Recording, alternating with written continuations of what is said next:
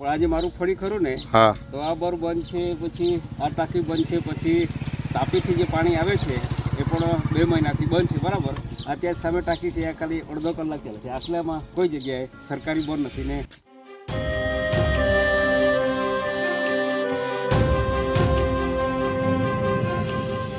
નર્મદા લાઈવમાં તમારું સ્વાગત છે. હજી તો ઉનાળાની શરૂઆત જ થઈ છે, ત્યાં ડેડિયાપાડા વિસ્તારોમાં પાણીના પોકાર શરૂ થઈ ચૂક્યા છે. તમારા મોબાઈલ સ્ક્રીન ઉપર ચાલી રહેલા દ્રશ્યો છે ડેડિયાપાડા તાલુકાના સાબુટી ગ્રુપ ગ્રામ પંચાયતમાં આવેલા રેલવા ગામના, કે જ્યાં મહિલા અને પુરુષો પીવાના પાણી માટે દૂર દૂર સુધી પાણીના વાસણો લઈને ભરવા જતા નજરે પડી રહ્યા છે.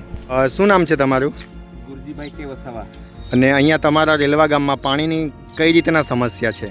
પાણીની એટલે નીચેની સમસ્યા તમને નથી ખબર, પણ આજે મારું ફળી ખરું ને હા તો આ બર બંધ છે, પછી આ ટાંકી બંધ છે, પછી તાપીથી જે પાણી આવે છે એ પણ 2 મહિનાથી બંધ છે બરાબર.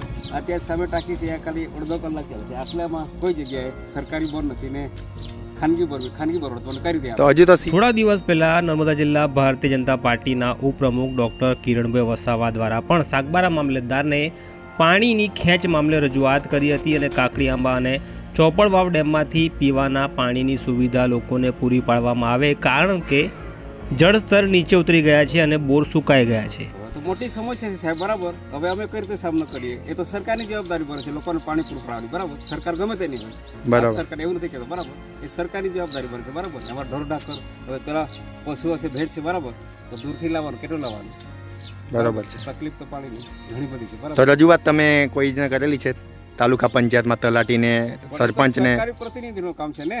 હા, એ જે કોઈ રજૂઆત કરેલી છે કોઈને? મેં તો સભ્યને કીધેલું કે છેલ્લે તાપીનું પાણી, બધા જ ગામમાં તાપીનું પાણી આવે છે. હા હા આવે જ છે. ફળિયામાં નથી આવતું. બરોબર છે. આમના ઢોરો છે આ બધી.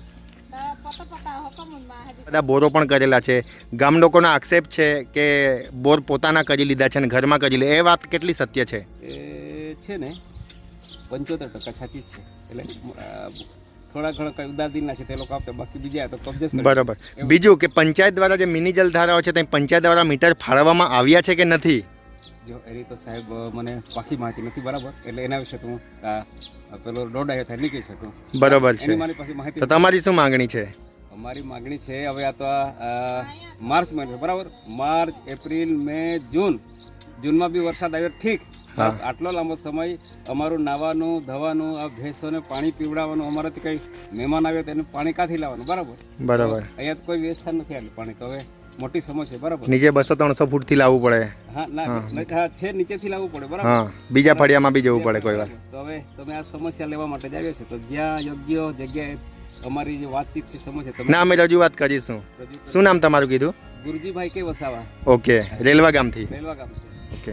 ગુજરાત સરકારના જળ અને વ્યવસ્થાપન વિભાગ દ્વારા એવો દાવો તો કરી દેવાયો કે અમે ઘરે ઘર નળ સે જલ યોજના હેઠળ પાણી પહોંચાડી દીધું છે. નળની ચકલી ખોલશો એટલે પાણી આવશે, પરંતુ સત્ય તમારી સામે છે.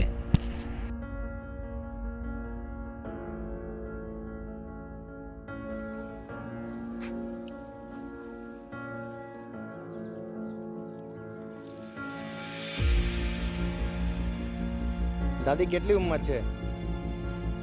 કેટલી? 60ની ઉંમર.